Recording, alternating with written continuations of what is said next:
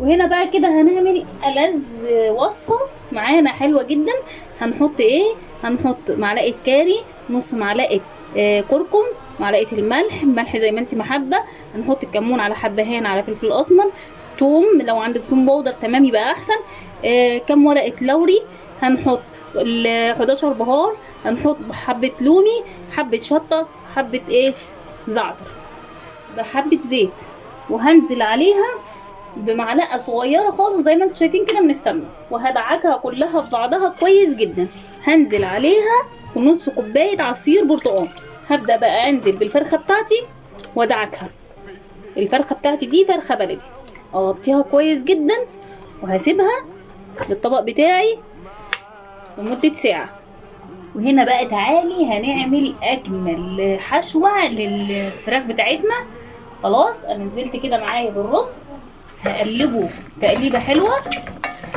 هنزل معايا بجزرتين مبشورين، حشوه خفيفه وسهله وبسيطه وموجوده عندنا في البيت.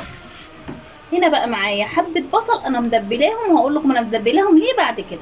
مدبلاهم في حبه سمنه. خلاص هاخد منهم حبه بصل مش كتير. وهنا بقى هننزل بحبه طماطم معايا بتاع تتبيله كانت عندي بتاع فراخ. هننزل ببهارات وكمون على حبهان على فلفل اسمر ونقلب كويس وخلاص على كده. هنا بقى هنجيب ايه الفرخه بتاعتنا بالخلطه الحلوه بتاعتنا. تمام. هنعمل ايه؟ بربع معلقه من الكاري او نص معلقه. هنزل بحبه من الزيتون. قبل ما اجيب الفرخه هركن دي كده على جنب، وهجيب الحله اللي انا اشتغلت فيها زي ما انتوا شايفين. مكان ما اشتغلت هنزل ببقيه البصل، هحشي الفرخه بتاعتي بالخلطه دي زي ما انتوا شايفين كده. هاجي بقى تحت الجلد بتاع الفرخه زي ما انت شايفه كده، وحطي شويه. خلاص كده مكتفها زي ما بنقول، مكتفه تكتيفه حلوه. خلاص وهبدا اخدها على الحله بتاعتي زي ما انت شايفه كده. السوايل معايا نحط بطاطسايه ولا حاجه زي ما انت ما شايفه، على حسب الفتحه اللي عندك زي ما انت شايفه كده. شايفه انا قفلتها بايه؟ تمام كده اهي الفرخه بتاعتي مقفوله حلو جدا. هبدا الصوص اللي نازل منها ده هحط عليه معلقه عسل. هبدا انزل بقى على الفرخه بتاعتي زي ما انت شايفه كده. يلا بقى نروح بالحله بتاعتنا على النار ونشوف هنكمل هنعمل ايه. وهنا بقى هنبدا ننزل بحبه من الميه مش كتير، ننزل تحت كده تستوي عليهم، ونوطي النار ونهدي النار ونسيبها تستوي عليها.